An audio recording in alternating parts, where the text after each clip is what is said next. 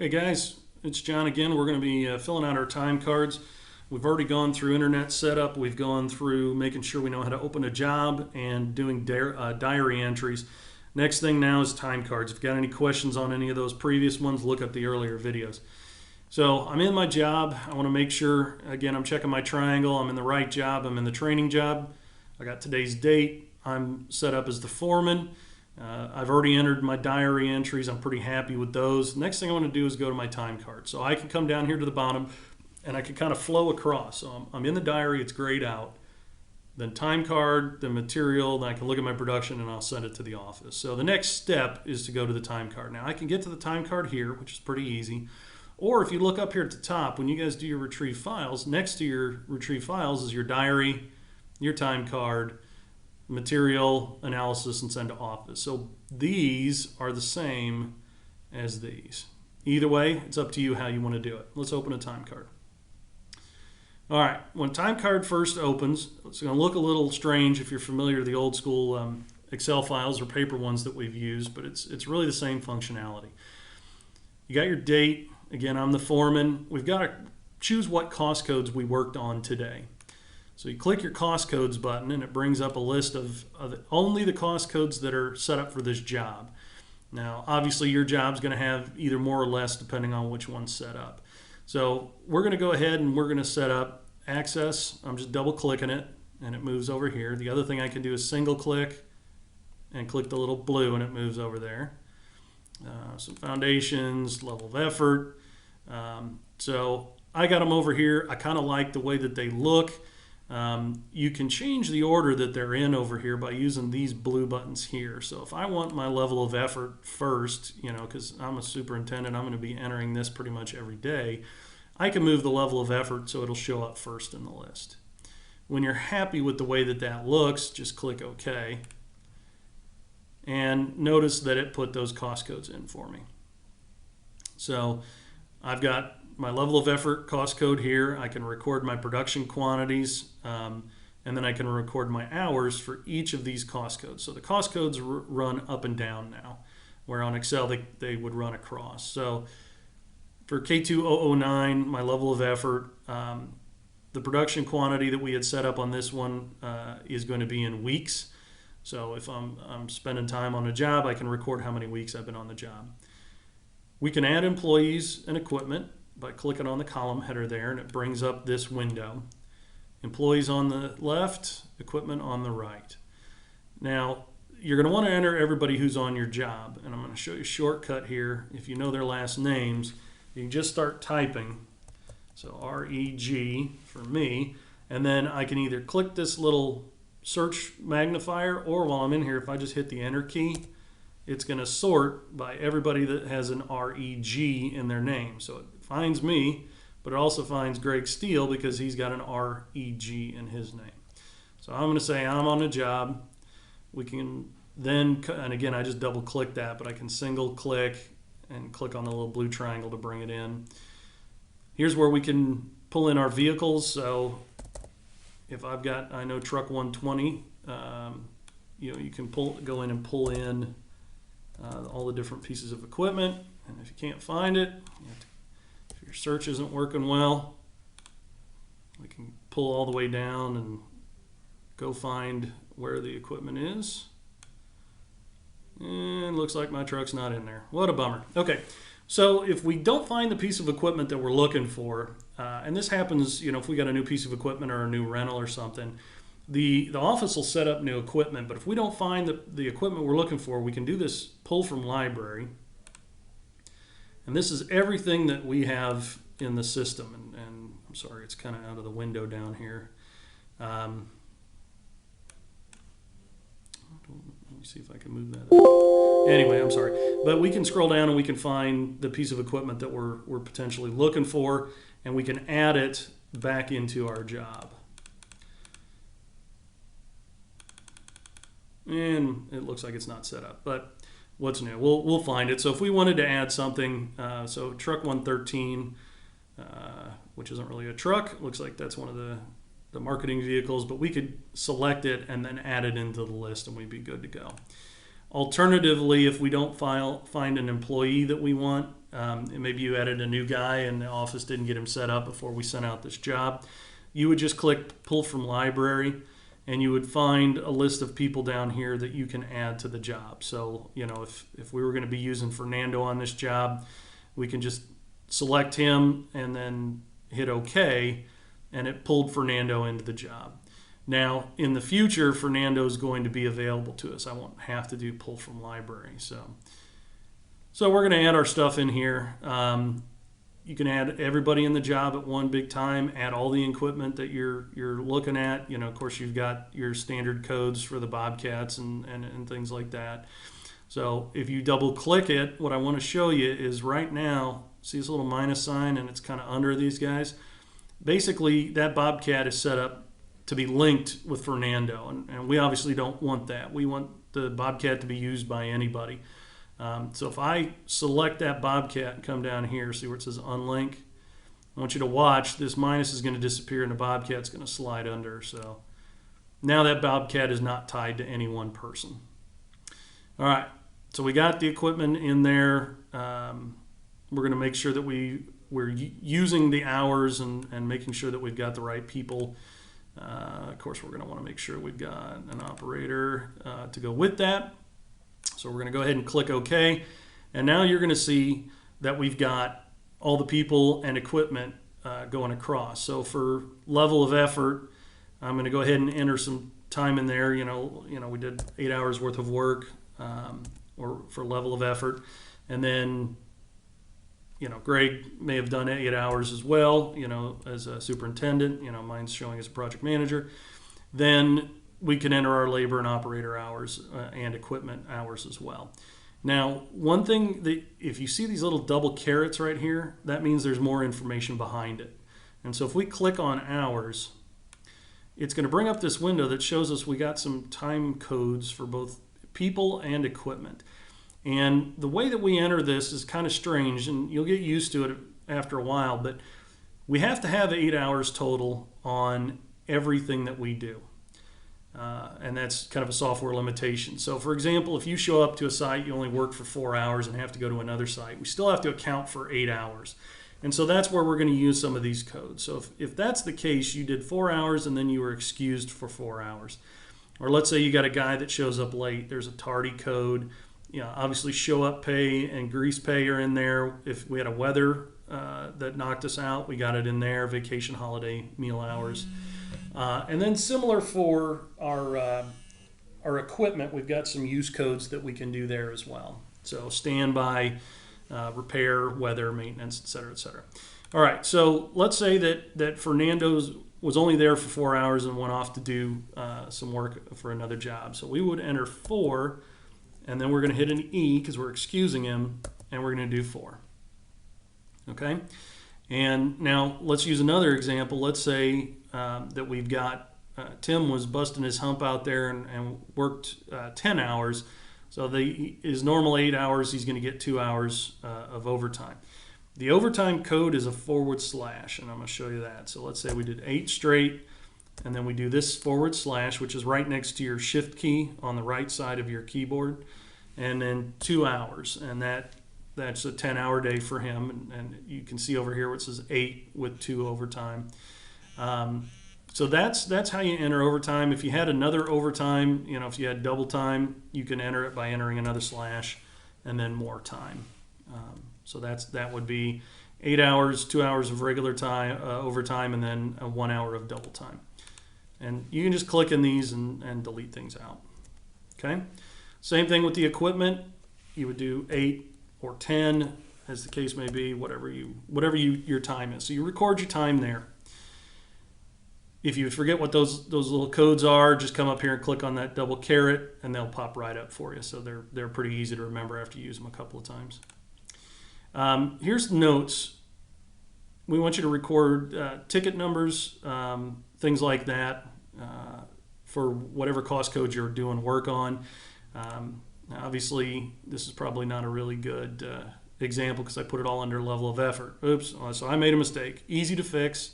You just come in and delete and move your time over to your right cost code. So pretty forgiving system. You're going to make mistakes. You know, hopefully you'll catch them before you send them to the office, but if not, we'll work with you and get them fixed out. So it's a learning process. As you move forward, you're gonna learn and become an expert on it. It doesn't take too long. So let's enter a note here. This is where you would come in and do some of your tickets. So if you receive materials under this cost code for site prep, you know, silt fence, stuff like that, you can put that in there. Again, you've got a shortcut in the note index. It's that same thing we saw earlier in the diary, so you could enter those. You've got private notes and public notes, and what we found is that these are kind of backwards. Ryan Campworth did a great job discovering this. If you get an inspector like a URS or an AECOM over you that wants to see daily timesheets, anything that you type up in here, even though it says private, when you can print him a timesheet that has your notes in there and just email it to him. So you can go ahead and type stuff in here. There's some phrases. You can, again, use these as shortcuts. So owner visitor, safety inspector on site. You can pick these just to make it easier for you in here. You know, if you got concrete or, again, silt fence, you know, take delivery, 2,000 feet silt fence, whatever. Just, you know, record accurately what you did on that. Again, you can put images in here if you wanted to take some pictures of the materials. You could do the exact same process where you click it, click attach, find it on your computer, and then add it in there. So that's the same process. And when you're done, you just hit close. And again, you're going to see now note is highlighted. If you hover over it, it'll show you what you typed in there. So real simple process. Just get that entered in, and then when you're done and ready to send it to the office, it will remember everything. It's already saved it. You don't have to hit save. I mean, you can if you want, but as soon as you move off of a record, it automatically saves it for you. So that's pretty handy. Let me show you something really cool. This is how to copy time cards. This is going to be great, especially if you have the same crew out there with you all the time. If you click copy time card, you can pick a new date that you want to copy it to. Let's say I had the same crew out here on Friday. I can keep the same foreman. I can bring cost codes with me. I could bring hours in production with me, but I'd recommend you don't do that, just so you make sure you're typing the right numbers in. When I hit OK, when I hit OK, it's going to create a new time card on the 15th. So now when we look at the triangle again, I'm in train 1, but I'm on the 15th, and I'm the superintendent. Notice it copied everything over for me, including the cost codes. It just left the hours empty.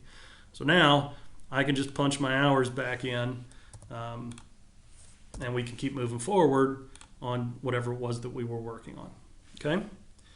So we'll do 5E3, whatever codes we want. And again, we can click on those to remind ourselves of what we did. All right? So it's pretty simple to do that kind of work. And one of the things that I want you guys to get used to doing as you're punching them in is keep looking, make sure you're on the right date.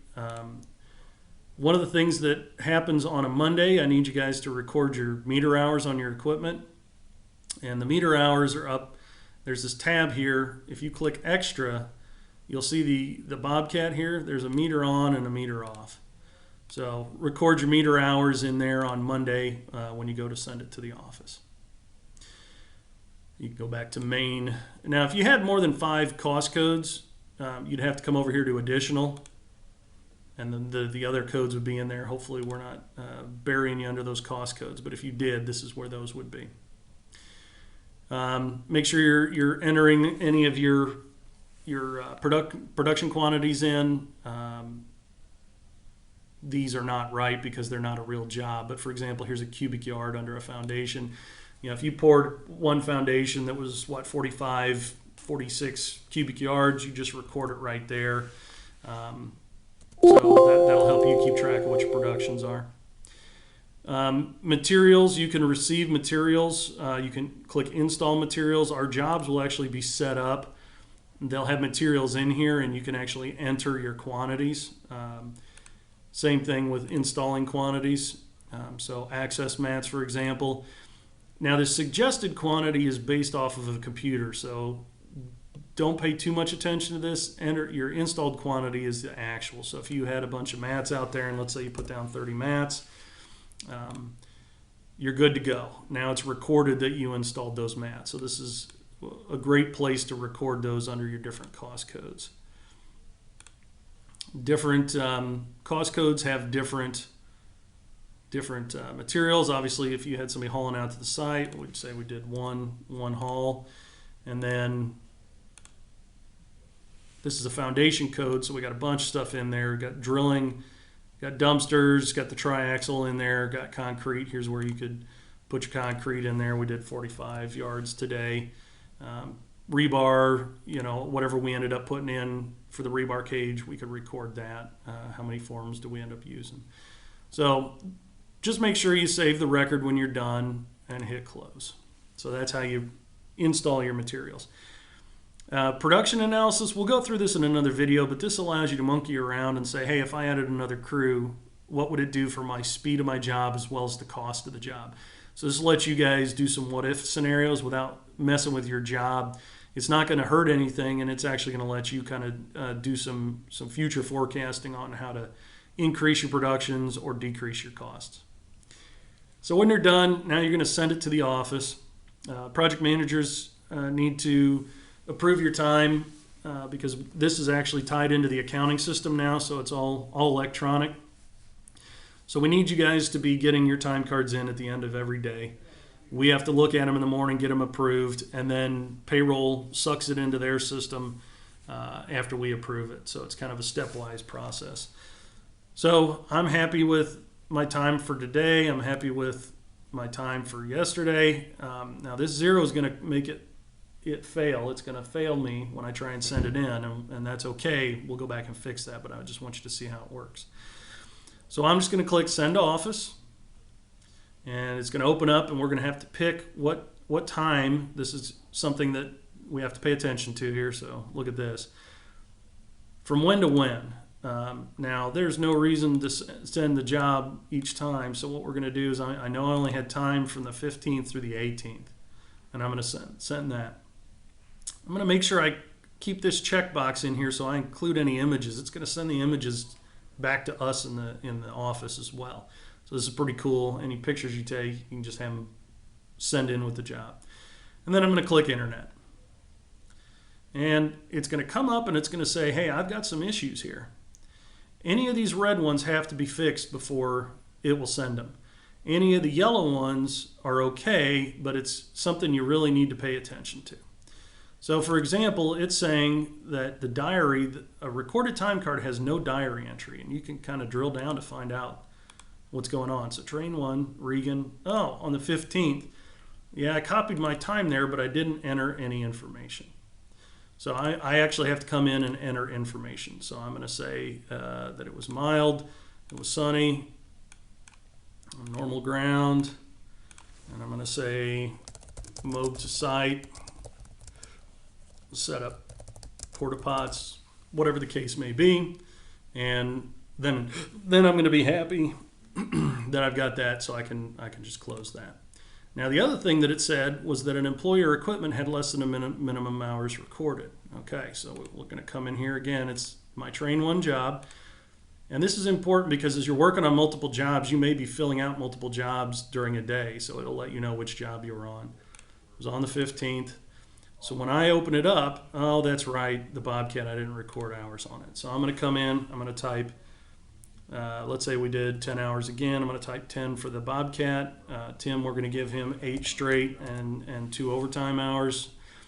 Notice it's not recorded until I move off the cell, but boom, as soon as I move off, it recorded it, and we're good. All right, so I fixed that. All right, now I'm good to go. So when I click Update List, it's going to come in and check to see what's going on. Click Send to Office. I'm going to make sure I pick my date. Again, I fixed those errors, I think. We'll find out. Send in from the 15th to the 18th. I'm going to click Internet. It's going to bring up this list and say, hey, there's there's a couple things going on that we need to figure out. Cost code has no notes. Okay. Forgot my meter hours. Okay, so I can go in and fix those. The other thing you can do is if this is something that was intentional, the cost code has no notes because we didn't do anything with that cost code, or let's say the meter hours, I need to fill them in later. You just click ignore issues and then come over here again, because these are yellow, I can ignore them. If they're red, you got to fix them. And I'm going to say continue export, and you can see it doing some stuff in the background. This is what it's doing when it sends it into the office. And depending on how much information you've added or how many pictures you've added, it's going to take a longer time. When it's done, you're going to get this, and it's going to say successfully sent to internet. That means you submitted the time for that day for that job, and you're good to go. When you say OK, it'll take you back into your job, and that's it. You're done doing your time.